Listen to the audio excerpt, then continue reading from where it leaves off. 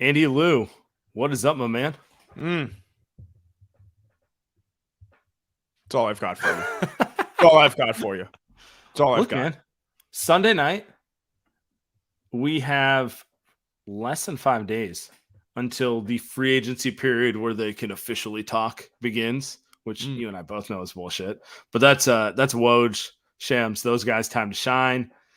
I don't know about you. My phone is just blown up with people sending a ridiculous trade requests and ridiculous free agency signings all the time. Optimism's high. Yeah.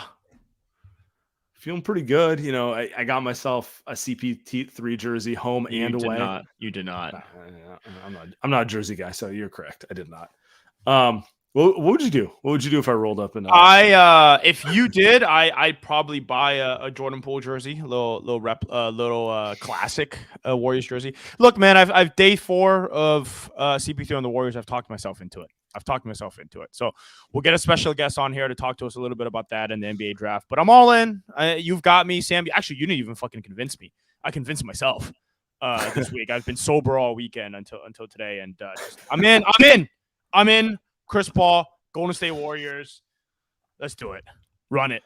You decided I'm going to ignore all the things I hate about him and decide I love them and run with it. It's like you're on a dating app, right? You see all the red flags on the first and second date. Doesn't matter. Let's get in there. You know what I mean? Let's get in there. I'm 26 years old. What does it matter? I'm not trying to get married right now. Why not? Right? Why not? That's how I feel about Chris Paul. Hopefully Steph and Draymond have stronger feelings than that about this. But good for them. I don't like all the flopping, and then by day 3 you're like, kind of into it. Yeah. We're in bonus. Warriors are in the bonus. 6 minutes left in the quarter. Not bad. Yeah. All right, we got a special guest. I want to get someone on to talk about the Warriors draft because let's be honest, we spent more time focused on free agency and the main roster. I'm not sure most of the fan base is particularly familiar with the college players. And my overwhelming take on the draft is they did something different than they've did in the last few years. And someone I've been following and someone I really appreciate their analysis of, Dean on the draft. I wanted to get him on here. You guys should follow him. You guys should check out his Substack. I'm going to drop it in the chat right now. But Dean, how you doing, my man? Hey, I'm good, Sam. Thanks for having me. Okay. So my overwhelming thought in reading your analysis on the draft is you seem pretty high on Podziemski, and I hope I'm getting so close to actually being able to pronounce it. Nope. I don't know the answer. I'm just saying you're wrong. I believe it's Podziemski. Podziemski. Okay, I'm going to get it right by the end of Summer League. You hold me to that. All right. The overwhelming consensus on him among Warrior fans, like who? Because they're more focused on Steph Curry and whatnot. But you were pretty high on the Warriors, and it seems like this is a different type of pick than the type they made the last few years. So can you kind of walk me through who he is and why you actually like him for the Warriors? Well, yeah. I mean, he's a different type of pick than any pick and especially the Warriors, because you've been going for the Kumingas, the Wisemans, the rangy, jumpy guys who have, a work in progress as basketball players. But Podziemski is kind of the opposite, where, he's not that tall, he's not that athletic, he has short arms, he's kind of slow, but he just has ridiculous basketball IQ and feel for the game. And he's also a very good shooter. But the main thing is his feel. And also, there's just some unique points. Like, he's a ridiculous rebounder for a guard. I can't even think of another guard prospect who rebounds like he does. He plays super hard. He's super active. Even though he's not big, he's strong. He boxes out. He has good fundamentals. He loves diving on the floor. He makes good decisions with the ball. He makes fast decisions with the ball. So we're kind of looking at a guy who doesn't have the best physical tools, but he has a very unique basketball IQ, and that's what makes him interesting. Everything you described is definitely a white guy. Like, if you did not tell me his name, I would definitely be like, okay, that's a white dude basketball player. Steve Kerr definitely likes him. No, but seriously, so you're talking about he has ridiculous feel. Who does he remind you? Because if you're talking about someone with ridiculous feel in the past couple drafts, I immediately pops in my head, like, I think of like Tyrese Halliburton, who I think of like he came in the league and he immediately seemed like he knew how to play NBA basketball. Who do you think of his comparison to someone that just knows how to play basketball right off the bat, which sounds like he will know? Yeah, I mean, Tyrese Halliburton, I think, is kind of one of the more optimistic comps. I don't know if he's quite as fast as Halliburton, where he can kind of get to his spots off the dribble. I don't know if he can be quite as good of a shooter, although he is a very good shooter and he has a chance of being that good. So yeah, Tyrese Halliburton's the kind of optimistic comp where he's a good passer, he makes good decisions. And then if you wanted to be like, all right, let's go to more realistic comps, you could compare him to a Desmond Bain or an Austin Reeves, just a guy who's just a super solid role player, makes shots, moves the ball, isn't a black hole by any stretch. And maybe even he's slow defensively and he's easy to beat, but he's smart and he tries hard. So he could be surprisingly good on that end, or at least surprisingly decent. Wow. 8.8 rebounds, which in college for a guard, I mean, it's for a guard that's ridiculous at any level, but in college with a slower pace in the WCC, that's incredibly impressive. Do you worry about the fact that he essentially only played 1 year there? Like, that's always the hardest thing for me to comp out. You know, you see flashes, but like we're ultimately talking about what, 30 games, right? Yeah, I mean, you got to worry a little bit. He was on Illinois' team last year, and he barely played. I mean, they had a lot of 5-year seniors, and he just wasn't one of Brad Underwood's guys, so he couldn't get minutes there. So you got to wonder, was his defense behind the curve? Was he not making shots in practice? What was the problem? But at the same time, man, his year was so good. It was ridiculously good. Even if if you compare him to somebody like Bain or Reeves, like his sophomore year was about as good or arguably even better than their senior years. So even if he kind of comes back, stagnates, doesn't really improve, he's still a legitimate prospect. So it's a reason to be a little bit concerned, but at number 9, at 19 overall, you're happy to get somebody who could do that stuff.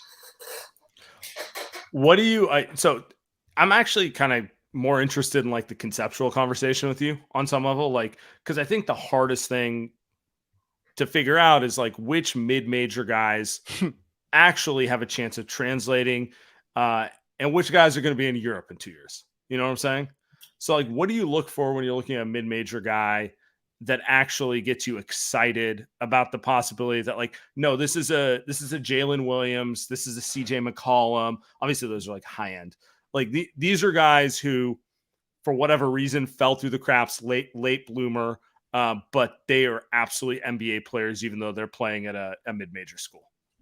Yeah, well, there's a few things. First of all, even though he did transfer to mid-major, he was originally a 4-star recruit. He was a top 100, 4-star guy. So he's not like a random guy that the top teams overlooked. He was in that recruiting mix, and he just couldn't get minutes as a freshman with like all the 5th-year seniors and stuff.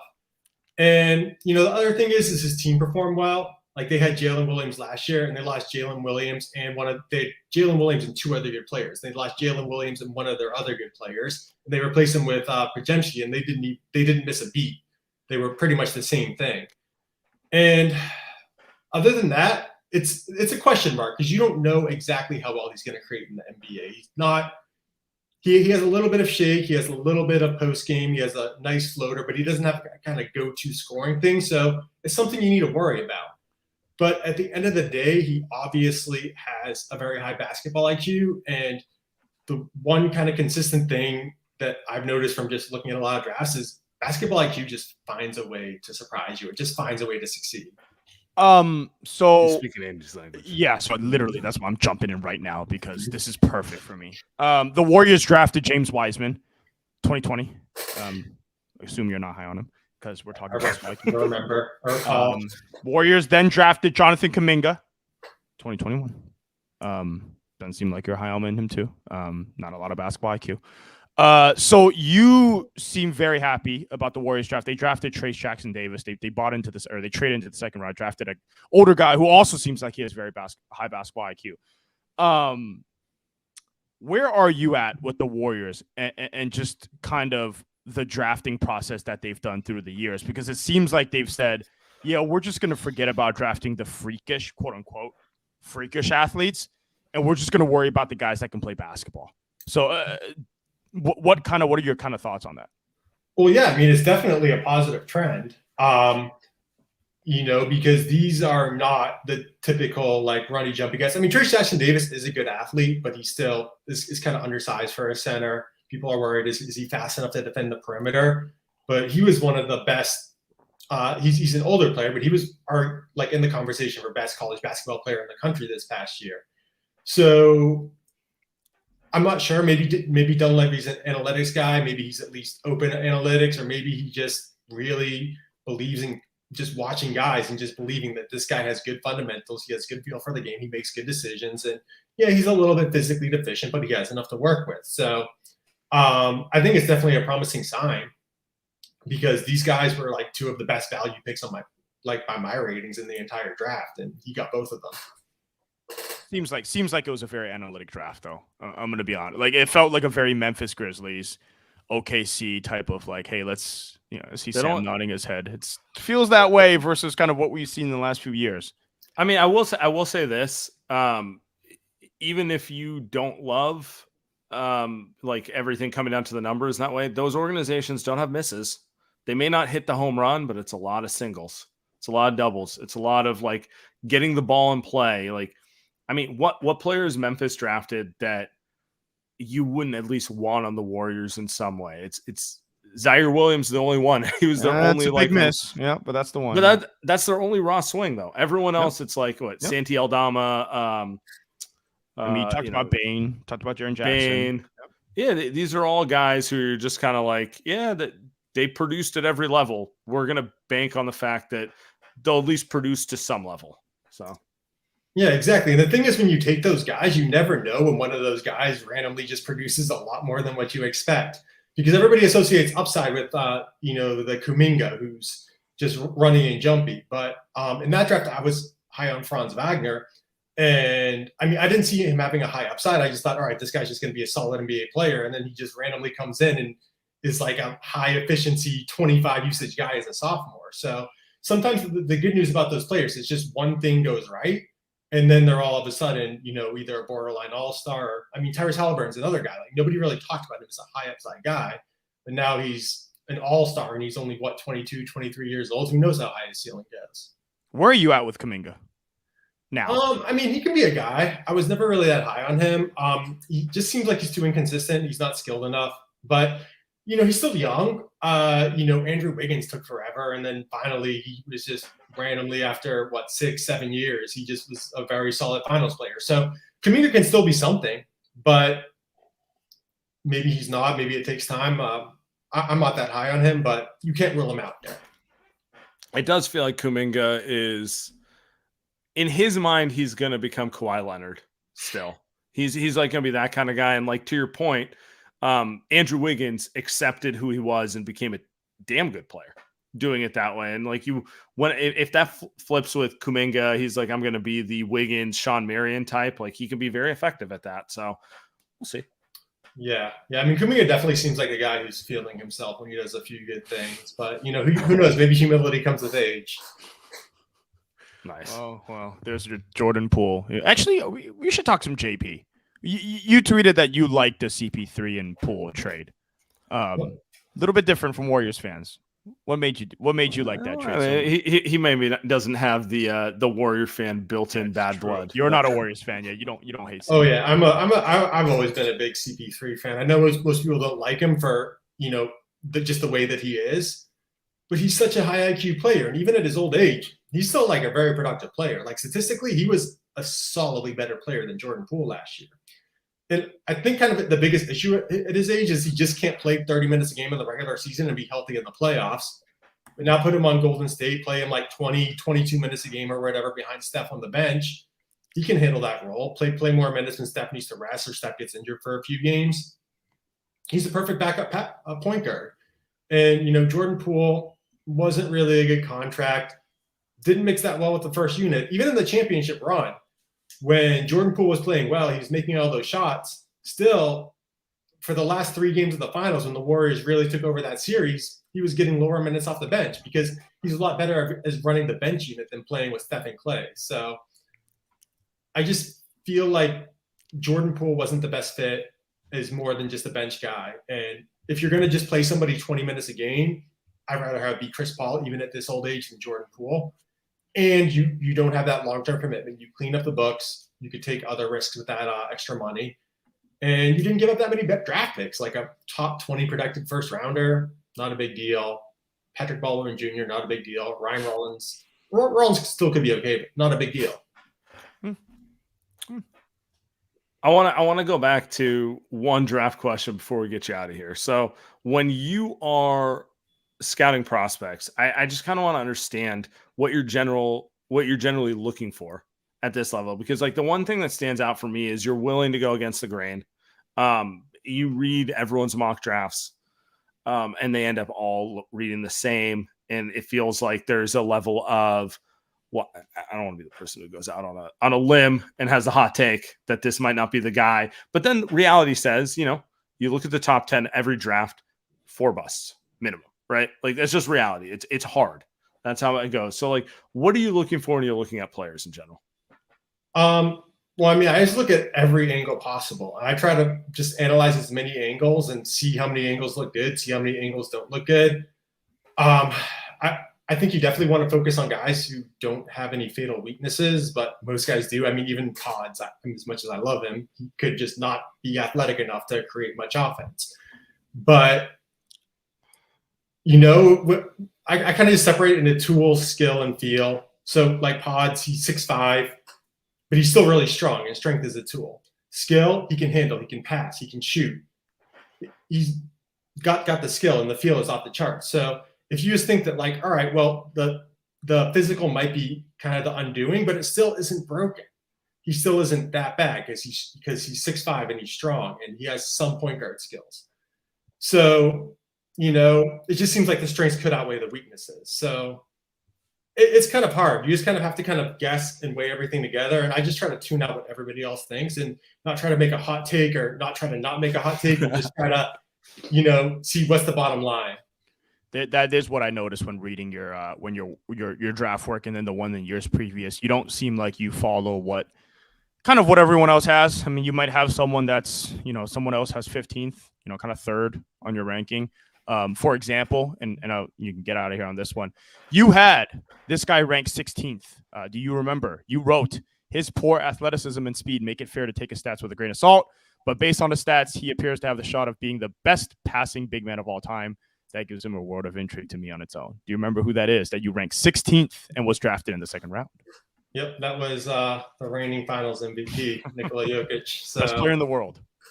Yeah. Yeah, and that's an example of just nobody thought he was an upside pick. And then he just randomly not only has upside, he's like one of the, I don't know, let's be not too crazy, say top 10 players in NBA history. Probably he's going to go down as one of them. Yep. So that was another situation where Field just wins. And that was a situation, past comps is pretty important for draft. So in Jokic's case, you could look at Brad Miller, Marc Gasol, 2 similar bigs. They both slid in the draft, and both of them were like all-star caliber. So it's like, and they slid for being too slow. So he has the same strengths, the same weakness, he slides. Why can't he be a steal too? So, and then he just turned out to be even better than both of them. Yeah. So that's kind of something I can look for in Pods. It'd be like, all right, well, I actually wasn't that high on Desmond Bane because Bane, I was like, all right, he seems short arms, not that athletic, he's kind of old. But then he turned out to be really good. Then Austin Reeves, I was kind of on the fence. I wasn't sure. It's like, oh, maybe he's too slow, and then goes undrafted and turns out to be like a really solid guy who might get a pretty big contract. So then Pods could just be as good as those guys, or he could be a souped up version of those guys. So we'll see how it goes. All right. We'll get you out on that one. We'll get you out on one of your better hits right there. Dean, appreciate you. Everyone should subscribe to Dean Substack. Yes, sir. I'll drop it in the chat. Have a great evening, my man. All right. Thanks a lot for having me, guys. Thanks, Dean. They got to get him in a front office. I don't know why he's providing this information for free right now, but I appreciate having him on. Run the Warriors. Why is he? Bob's gone. How do we know he's not already consulting? That is true. How do we know? Inside job here, right? I mean, he loves Pods. The Warriors love Pods. The Warriors had him top 10. So, like, who are we to say that he wasn't working there? Yeah. You know what, Andy? Got a few days till free agency mayhem. How you feeling?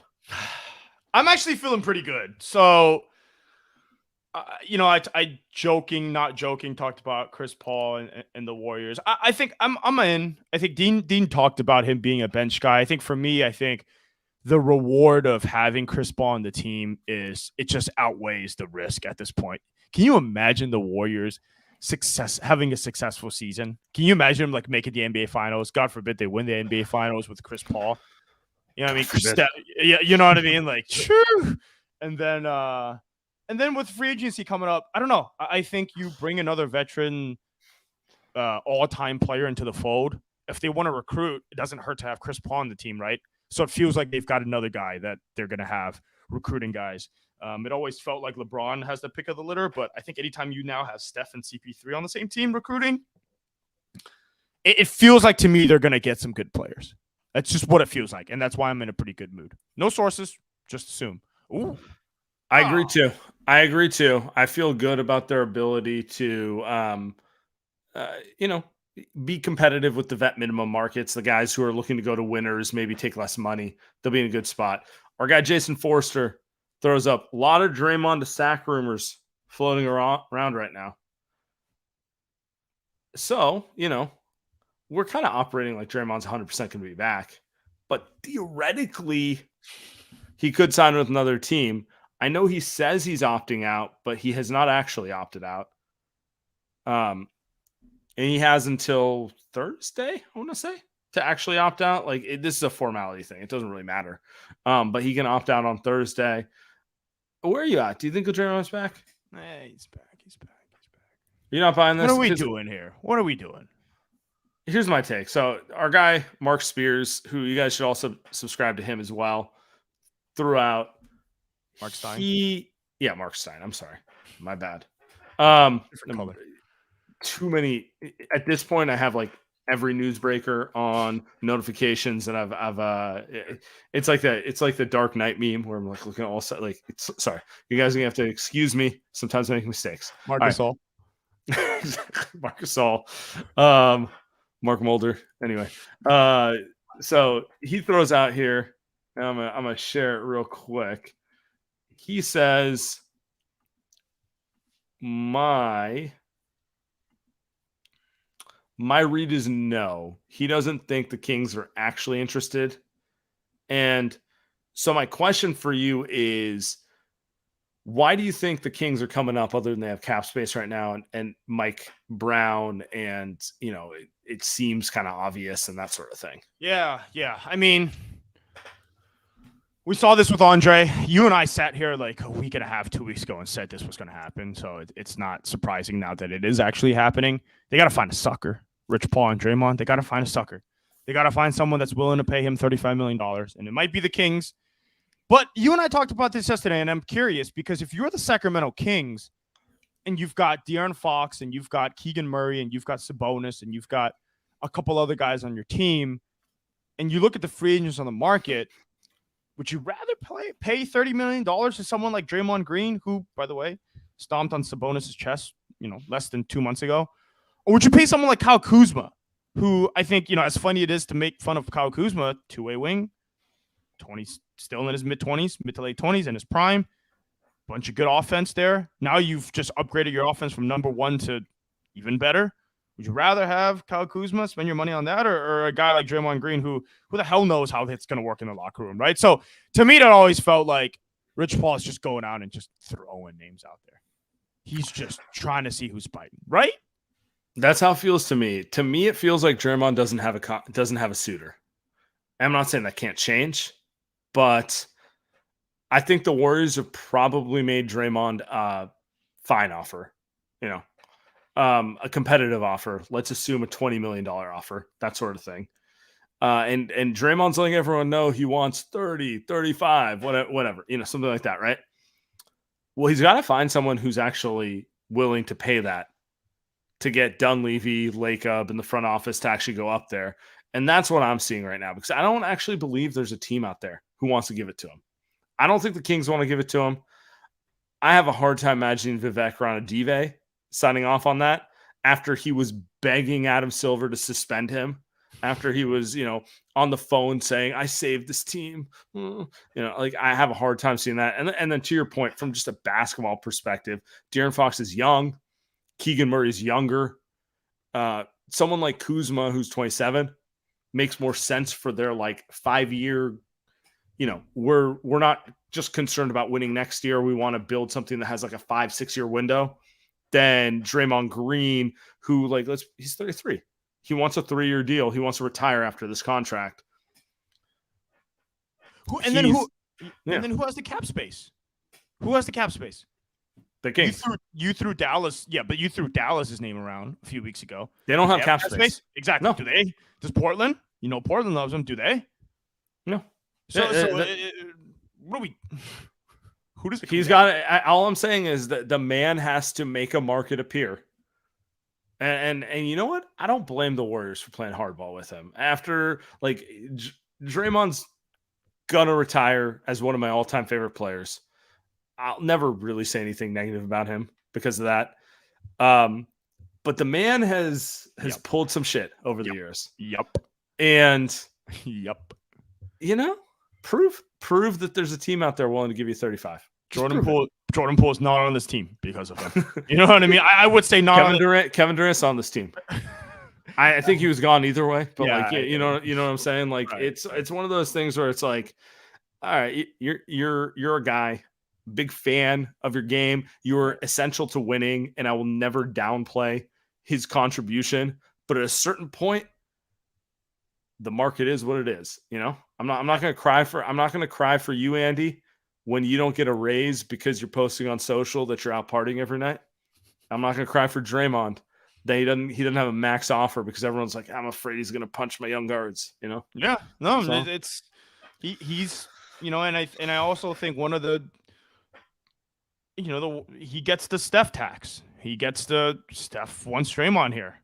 You know what I mean? If it wasn't for Steph, what's his market really look like? Yeah. What is it? Because the Warriors are down. I think the Warriors will pay him 25 per, right? Like easy. If the Warriors will pay him 25 per, 3 for 75. If Draymond wanted that deal's done today. Hell, that deal might already be done. We just can't the Warriors just can't announce it till Friday, right? But it does. Right now, Draymond's doing the I want 95 fucking game. I want 100. I want 100. I'm worth 100. Oh, all right, dude. All right, buddy. Yeah. I mean, if he gets it, good. Because if he can get the Kings to throw him 3-100, I will get on this pod and say, got a match. Well done. You got a match. You got a match. Unless you're going to get Siakam or Bam Adebayo, you got to match that. Because you don't have an internal solution. Nope. But you got to get it. Show me the 100. He's not Steph Curry where it's like no. It's waiting for you in a gold-plated envelope on day one. So. That's the Draymond conversation. I think that's the Draymond conversation. That's how it should be. Are you concerned you're gonna walk? No. He doesn't want to walk. He's out there recruiting veterans with Steph and Chris Paul. What are we doing? It does feel like what are we doing? It does feel so much like the Andre Iguodala free agency thing where it's like he could leave and everyone's like, come on, man. He's not leaving. He's gonna go find an offer and then he's gonna be like, Joe, will you match it? And then they're good to go. I don't know. And then Joe's gonna be like, okay, twist my arm. You know what I mean? And it's like, okay, I'll give you 2 more a year. Fun. That's kind of what it comes down to right now. And I'm okay with it. And part of me is enjoying him twisting a little in the wind. Like you pull a lot of shit, man. It's kind of where I'm at. You pull a Draymond. I mean, but look, it'll all be worth it because Draymond did have a great regular season last season, and up and down in the postseason. But I mean, what are you gonna do? You said it. What the hell are you gonna do? And a buddy texted me today asking about from Bag Broch, not my money. They don't save money. They don't save cap space. No, it's more of a like. It's not we let Draymond walk and we're gonna now sign Anthony Davis. Exactly. It's more of a like, all right, if he's walking, who can you get to replace him? Oh, you can't get anyone, then pay him. So. And Poole's gone, so you've already chosen the guy that you wanted to keep. So whatever offer they've got out there right now is I don't know. I have a feeling that he'll get closer to 100. It feels like you think he's going to be closer to maybe the lower side of that. Maybe in the. I'll throw my prediction is 380. That's my prediction. Well, I think it's 390, so we're not too far. Like I think it's 390. They'll market it as 300 because it's like 10 million in bullshit guarantees, right? So we're close. Loser buys drinks next time we hang out. Okay. Yeah. Whoever's closer, that light years goons, hang on to this. I'm saying 80. Draymond says, sorry, Andy says 90. So we're gonna call 85. Yeah. 85 is the number. If it's over, you win. If it's under, I win. Okay. Yeah, let's do it. Okay. There's one other rumor. Well, there's one other thing we should talk about. So, free agency, we still got 4 more days. We're going to pod on Tuesday. Going to do a live show I'm very excited about on Thursday. We're going to get some stuff going this week. It's going to be a big week for Warriors content. The Wolves signed Naz Reid to a 3-year, $42 million contract, which means the Wolves have Rudy Gobert, Karl-Anthony Towns, and Naz Reid under contract at the same time. And there's been murmurings from the national newsbreakers, the Windhorses, the Zach Lowe's, people who have names that matter and they're good at this stuff. They've said that the rumor is Karl-Anthony Towns will be potentially moved this summer. So my question for you, Andy Lou, is what are you willing to give up for Karl-Anthony Towns on the Warriors? So I would have done the expiring contract. I would have done the Jordan Poole contract, which they flipped to an expiring, which is Chris Paul. I would have done however many picks it needed. I would have done Kuminga. I would have done Moody, whatever. I don't care. I would have done all of that. But the problem now is that it seems like the Warriors want to keep Chris Paul. I mean, it's been reported. It's been said. They're acting like it. So I doubt they would go back on that because it'd be disrespectful to an all-time great like Chris Paul. So that leaves you with the realistic option of it being Klay Thompson as the expiring contract that they would have. And no, I wouldn't do it. It takes away one of your better two-way guys on the team. Takes away obviously Klay as a forever Warriors that I love, one of the best shooters in the NBA. And then also it doesn't really. It opens up a hole. Now are you starting Steph and Chris Paul? Are you starting Steph and Chris Paul? It's kind of nasty. Dante hasn't signed anywhere yet. Yeah, he'll get 15. He'll get 18. And then you're playing. Yeah, see, that's gross. And then you're playing Karl-Anthony Towns or Draymond. I think Draymond hates Karl-Anthony Towns. So does he sock Cat the first day of training camp like last season? I think it opens up more holes than you paper over because I think I'd do that trade if you still have your core and you're trying to incorporate Cat, like kind of what they did with Wiggins. I don't know if you want to play that game because now you're opening up another hole and saying, okay, Cat, now you're going to have to shoot like Klay. And I just don't think now there's a realistic path. No, he cannot stop. He is a great shooter. I think I'd do it for Klay. I understand it's blasphemous, but I think I'd do it. I think he is. Here's my Cat hot take. He's one of the 5 best offensive players in the NBA. Put that on the record right now. I think the only players I feel are comfortably more skilled than him on offense are Stephen Curry, Jokic, KD. Not the passer Cat is, to be honest. But yeah, KD. LeBron. I'll still throw LeBron in there. That might be my list. Wow. Luka. A lot of ball dominance, a lot of dribble. I mean, I love Cat. Cat's literally one of the only guys to shoot over 40% on 8+ threes a game. That's Steph Curry range.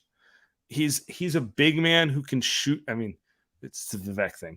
Big like Klay, shoot like Steph. No, but like the dude is, and I don't want to double down on this too much, but like, look at what Wiggins went from Minnesota to the Warriors. Now imagine Cat from Minnesota to the Warriors. I love Cat. You're not pushing me away from him, but man, Steph and CP3. Point guard. So now you've got 3 guys that don't play defense in a playoff scenario. I mean, I think Steph is good on defense, but you know what I mean? Yeah, CP plays defense. Yeah, but like it's two undersized guards, and then you've got Cat. Yeah, I think he's a special offensive talent. I'm intrigued by it, and why won't you just get Chris Paul out of there? This is what I don't understand in that scenario is why would Clay be the one leaving instead of Chris Paul? Why wouldn't you just use the CP3 expiring? Because I'm the number one CP3. It's a fair point. Would the Warriors do it? What do you think? How about that? How about that? Let's ask that question. Are the Warriors going to seriously look into it? Chris Paul, Clay, whatever. What are they going to be? Are they going to seriously look into it? What do you think? Probably not. Really? Probably. I think the bigger issue for them is the picks. Like if you're saying it's just Clay and Kuminga, they might do it. But if you're saying it's Clay and 4 years of picks, they're like, relax. I know I can count on Clay in the playoffs. I don't know if I can count on foul trouble, Cat. Yeah, exactly. That's a fair point. I don't know. I'm just thinking about it. I think these are names thrown against the wall. I think my bigger take with the Warriors is Clay's expiring, CP3 is expiring. They own most of their picks. They're in a good position to see if they want to make a move for whoever comes available. I'm not saying they should. Like maybe Cat is a pass. Maybe he's a big time pass. His contract is huge. I don't know if I want the back end of that in any capacity, but they're in a situation where they can kind of like play both sides. And that's kind of, I feel like that's what they did by design. They're like, look, man, we can't put the perfect team together in 2 months, but we can create optionality to do some stuff. I think that's a question for trade deadline or next offseason and not right now. That's what I think it is. I think if this CP3 thing is a disaster, they move him at the trade deadline. And they keep that slot. Or they run it through to the postseason, and let's say they win a championship or they lose in the second round again, and they go, well, we'll just pick up Chris Paul's option and then trade it, right? Because he has a team option, right, for next year. It's not guaranteed, right, if I read that correctly. Yeah.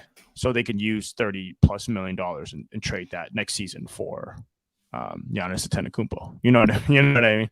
So not Joel. Anyone else? I mean, it's interesting. Do you think the Warriors make a big splash this free agency, or do you think they already made their splash with CP3 and it's just going to be vet mins? I think it's done. I think that's it. I think you don't think the crazy like we're going to trade CP3 to the Wolves, dude. I will cry if that happens. I mean, that is the best case scenario. I mean, I think they chose. Here's the thing. I think they chose Chris Paul over Kristaps Porzingis. And Porzingis is some type of facsimile of Cat.